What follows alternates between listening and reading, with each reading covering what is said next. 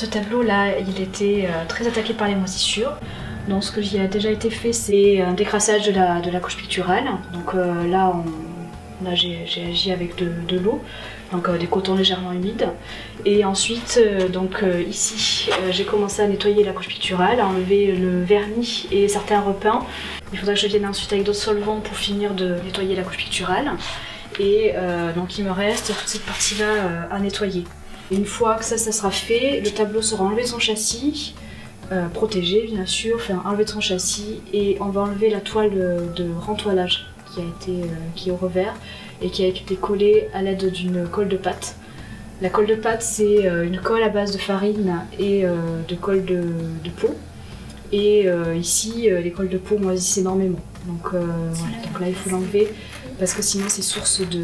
Enfin, ça va continuer à proliférer au niveau des moisissures.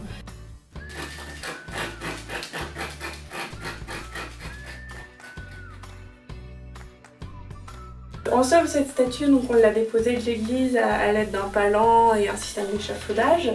Et il y avait je dirais, deux problématiques très importantes. Une problématique structurelle à la fois dans la fixation de la tête au corps et au niveau du socle qui était instable, qui avait déjà été très retravaillé par différentes campagnes de restauration et qui ne permettait pas à la statue d'être conservée debout de manière stable et sécurisée, on va dire.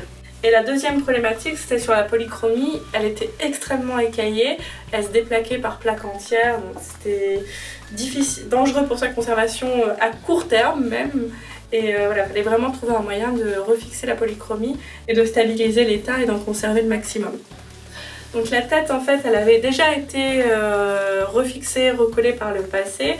Donc on a dû purger en fait pour pouvoir remettre la tête en place vraiment et que le joint soit bon et qu'on ait vraiment un collage qui tienne dans le temps.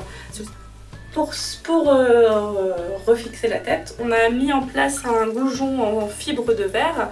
Pour l'intérieur qui était extrêmement fissuré, là on n'a pas eu d'autre choix que de réutiliser du plâtre parce que c'était impossible à purger complètement, on a nettoyé le plus possible.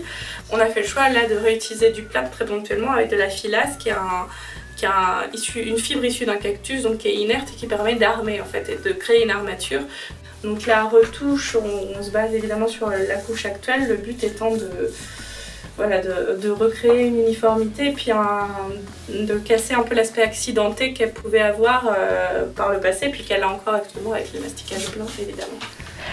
Donc après avoir gratté le revers de ce tableau a été mis en extension donc, sur son châssis d'origine.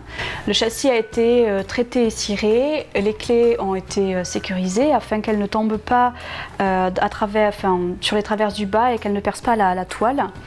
Pour remettre en tension la toile sur son châssis d'origine, j'ai posé des bandes en polyester, en toile polyester, afin de le remettre en tension.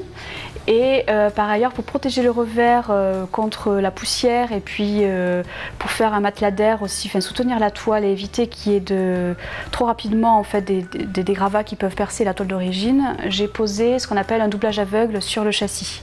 Donc j'ai tendu une toile en polyester sans rien, enfin voilà, je l'ai tendue sur ce châssis et afin de m'en servir comme support. Voilà, et elle n'est pas collée à la toile d'origine. Une fois après avoir tendu donc, cette toile sur son châssis, j'ai mastiqué les lacunes, donc j'ai mis un enduit juste à l'intérieur des lacunes de couche picturale. Elles ont été remises à niveau.